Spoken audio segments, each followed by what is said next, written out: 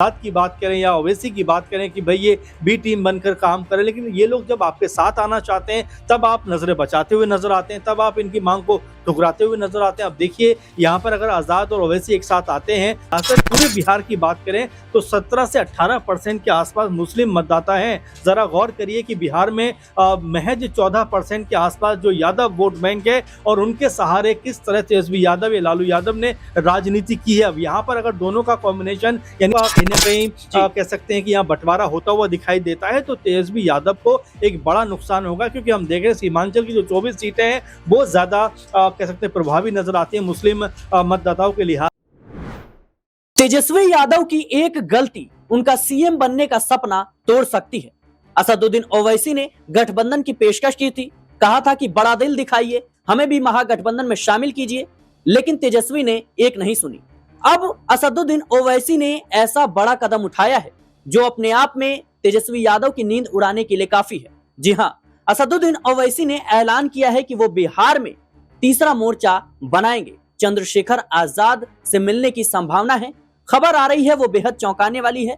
जैसा कि लोकसभा चुनाव के दौरान भी देखा गया था कि असदुद्दीन ओवैसी और चंद्रशेखर आजाद ने मिलकर चुनाव लड़ा था, गठबंधन के तहत एक दूसरे को समर्थन दिया था, और ऐसे में अब बिहार में भी यही गठबंधन देखने को मिल सकता है। इससे सीधा नुकसान महागठबंधन को होगा। मुस्लिम और दलित वोट जो है वो बंटता हुआ नजर आएगा। चंद्रशेखर आजाद, असदुद्दीन ओवैसी भले ही बड़ी तादाद में सीटों पर जीत हासिल ना कर पाए, लेकिन वो वोट कहीं ना कहीं आरजेडी का काटते हुए नजर आएंगे, महागठबंधन को बड़ा नुकसान पहुंचा सकते हैं। जो खबर आ रही है उसके मुताबिक चंद्रशेखर आजाद और असदुद्दीन ओवैसी बिहार चुनाव में तीसरे मोर्चे की तैयारी में है। यानी अब तेजस्वी यादव का मुकाबला सिर्फ भारतीय जनता पार्टी और जेडीयू से नहीं है, बल्कि एआईएमआईएम और आजाद समाज पार्टी से भी है।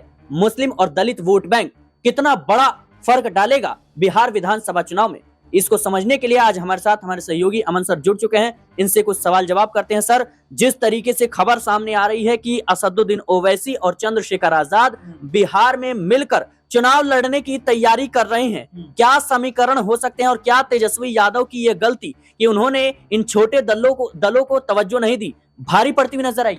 देखिए, जाहिर बात है क्योंकि बिहार का चुनाव अपने आप में एक अलग तरह का चुनाव हो जाता है, जहाँ पे जातिगत समीकरण जो होते हैं वो सबसे ज्यादा ऊपर दिखाई पड़ते हैं। बिहार में तकरीबन 17 से 18% की जो आबादी है वो मुस्लिम आबादी है। तो ऐसे में ओवैसी जिस तरह से 2020 में 5 उन्होंने विधानसभा सीटें जीती थी, वही समीकरण फिर दोहराना चाहते हैं। और सीमांचल जहाँ पर 4 जिले ऐसे हैं जहाँ पर अधिक से अधिक संख्या जो है वो मुस्लिमों की नजर आती है। अगर हम आंकड़ों पर बात करें तो लगभग जो सीमांचल के 4 जिले हैं उसमें से कटिहार है, पूर्णिया है, अररिया है और किशनगंज है। इनमें मुस्लिमों की जो आबादी है, जो तादाद है, बहुत अधिक दिखाई पड़ती है। इसीलिए ओवैसी की नजरें इन्हीं कह सकते हैं 4 जिलों पे लगी हुई हैं। और यहाँ पर 24 विधानसभा की सीटें हैं और 24 विधानसभा सीटों का मतलब क्या होता है ये तेजस्वी यादव अच्छे से जानते हैं। इसीलिए आपने देखा शुरुआत में ओवैसी ने जिक्र इस बात का किया था कि कैसे करके वो इंडिया गठबंधन में आ जाए या महागठबंधन में आ जाए, उनके साथ अगर चुनाव लड़ते हैं तो कहीं ना कहीं अकेले जो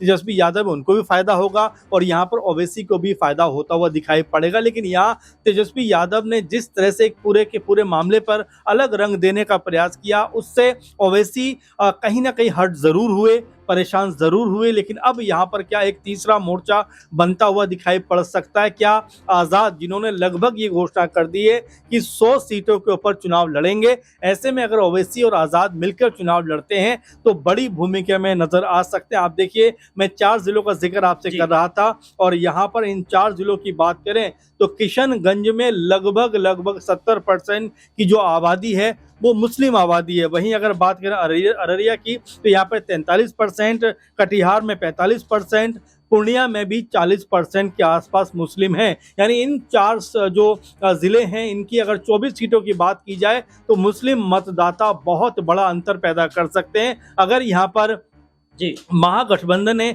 ओवैसी के साथ में हाथ मिलाया तो यहाँ फायदा होता हुआ दिखाई। लेकिन सर, लालू यादव को असदुद्दीन ओवैसी ने पत्र भी लिखा, चंद्रशेखर आजाद भी महागठबंधन में शामिल होने की पेशकश पहले भी कर चुके थे लोकसभा चुनाव के दौरान। लेकिन क्या वजह है कि ये जो बड़ी पार्टियां हैं, कांग्रेस हो, आरजेडी हो, ये छोटे दलों को तवज्जो नहीं देती? क्योंकि भारतीय जनता पार्टी इसके उलट है। भारतीय जनता पार्टी सभी को साथ लेकर चलती है। आपने देखा कि जयंत यादव को अपने साथ मिलाया, जीतन राम मांझी को अपने साथ मिलाया। जीतन राम मांझी के पास महज 4 विधायक थे, फिर भी उन्हें 2-2 मंत्रालय दे दिए गए, विभाग दे दिए गए। इसके अलावा आप देखिए चिराग पासवान को साथ मिलाया। तमाम छोटे छोटे दलों को मिलाकर के आज केंद्र में और कई राज्यों में सरकार चल रही है। लेकिन कांग्रेस पार्टी और आरजेडी पार्टी इन छोटे दलों को क्यों तवज्जो नहीं देती? बस ये कह दिया जाता है कि भाई ओवैसी जो है बीजेपी की बी टीम है, चंद्रशेखर आजाद बीजेपी की बी टीम है, तो सब बी टीम है, तो आखिर लड़ेगा कौन? सबसे बड़ा सवाल। और अगर ये दल आपके साथ हाथ मिलाना चाहते हैं तो फिर आप पीछे क्यों हटते हैं?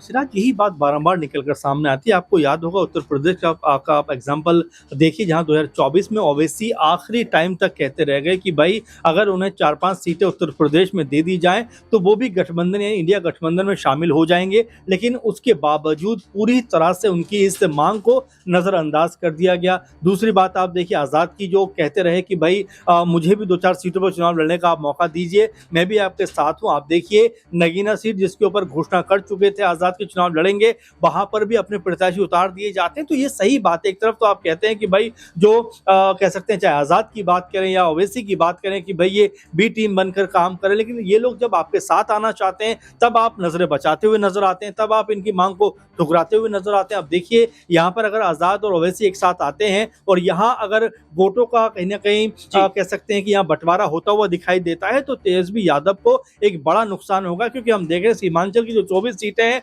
वो ज्यादा कह सकते हैं प्रभावी नजर आती है मुस्लिम मतदाताओं के लिहाज से। पूरे बिहार की बात करें तो 17 से 18% के आसपास मुस्लिम मतदाता हैं। जरा गौर करिए कि बिहार में महज 14% के आसपास जो यादव वोट बैंक है, और उनके सहारे किस तरह तेजस्वी यादव या लालू यादव ने राजनीति की है। अब यहाँ पर अगर दोनों का कॉम्बिनेशन यानी अहम समीकरण की बात करें, अगर दोनों को मिलाकर अगर यहाँ तेजस्वी यादव चलना चाहते हैं तो मेरे ख्याल में ओवैसी के साथ में हाथ मिलाना कोई बुरा ऑप्शन नहीं। क्योंकि जब वो अपने दम पर 4 से 5 सीटें बिहार के अंदर लेकर आ सकते हैं तो जाहिर बात है कि वोट बैंक तो उनके पास में है। और अगर इस बार भी नजरअंदाज कर दिया गया तो कहीं ना कहीं तेजस्वी यादव को नुकसान होता हुआ दिखाई सर, बड़ा सवाल यह है कि सीमांचल की सीटों की मांग असदुद्दीन ओवैसी की पार्टी कर रही थी। उन्होंने कहा कि ना हमें मंत्री पद चाहिए, ना हमें सीएम बनने की ख्वाहिश है, हम तेजस्वी यादव को मुख्यमंत्री बनाने के लिए तैयार हैं। बकायदा आरजेडी बड़ा दिल दिखाए और हमें भी साथ लेकर चली। लेकिन लालू यादव को पत्र भी लिखा गया, लेकिन आरजेडी की तरफ से यह कहा गया कि भाई ओवैसी अगर चाहते हैं कि भारतीय जनता पार्टी को हराना है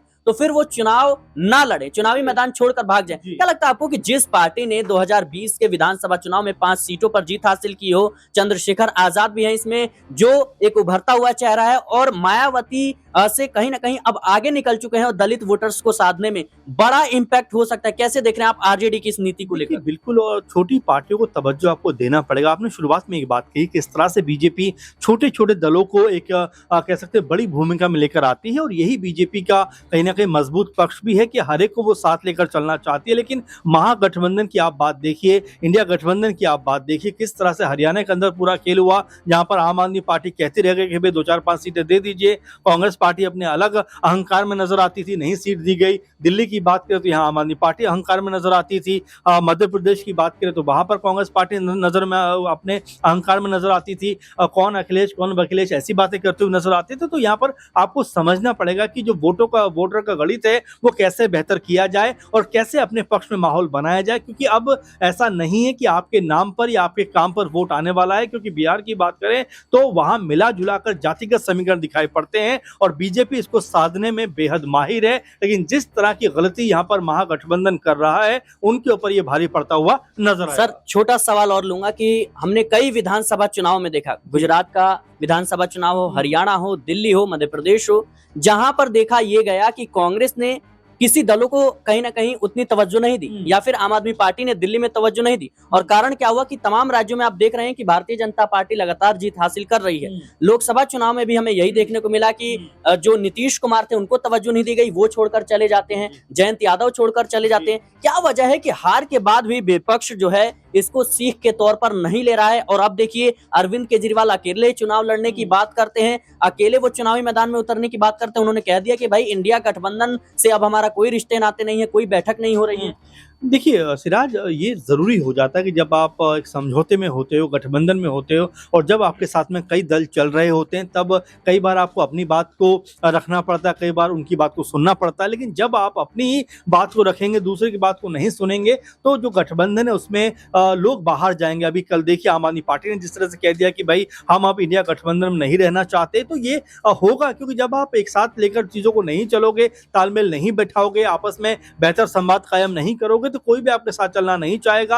आप देखिए ओपी राजभर की बात करें, इक्का-दुक्का सीटों पे नज़र आते हैं, लेकिन उनको भी बीजेपी तवज्जो देती है। वहीं चिराग पासवान की बात करें, जिनके पास 24 में एक भी विधायक नहीं था, उनको भी तवज्जो देती हुई नज़र आती है। तो ये बीजेपी हमेशा साथी दलों को एक महत्वपूर्ण मुकाम देती है, उनका हौसला अफ़ज़ाई करती है। लेकिन महागठबंधन और इंडिया गठबंधन में इसके विपरीत चीज़ें नज़र आती है, जहाँ पर ऐसा लगता है कि अपना दबदबा कायम करने के लिए जो दूसरी पार्टियां हैं, जो छोटी पार्टियां हैं, उनके ऊपर दबाव बनाती है। इसीलिए दूसरी पार्टियां इन्हीं के लिए घातक साबित होती हुई दिखाई पड़ती हैं। बिल्कुल दर्शकों, जिस तरीके से खबर सामने आ रही है कि असदुद्दीन ओवैसी और चंद्रशेखर आजाद मिलकर चुनाव लड़ सकते हैं गठबंधन के तहत, जो सीधे तौर पर नुकसान कहीं ना कहीं तेजस्वी यादव के लिए है, आरजेडी के लिए है, क्योंकि बिहार में प्रमुख जो दल है इंडिया गठबंधन में वो आरजेडी है। आरजेडी को बड़ा दिल दिखाना चाहिए था, इन छोटे दलों को साथ लेकर चलना चाहिए था, लेकिन कांग्रेस और आरजेडी की तरफ से कोई तवज्जो नहीं दी गई, कोई जवाब नहीं दिया गया। उल्टा कहा जा रहा है कि भाई आप चुनाव मत लड़िए।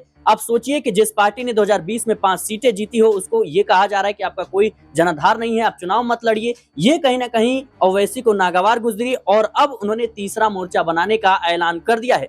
मुस्लिम और दलित वोटर्स कहीं ना कहीं आपस में बढ़ते हुए नजर आएंगे। इसका वोटों का बंटवारा होगा, जिसका सीधा फायदा भारतीय जनता पार्टी और एनडीए को होगा। ऐसे में क्या वाकई में अगर चंद्रशेखर आजाद और ओवैसी मिलकर चुनाव लड़ते हैं, तो क्या वाकई में तेजस्वी यादव के लिए ये बड़ा झटका होगा? इस पूरे मुद्दे को लेकर आपकी क्या राय है, हमें कमेंट बॉक्स में जरूर बताएं। देश और दुनिया की तमाम खबरों के लिए बने रहें नेक्स्ट 9 न्यूज़ के साथ।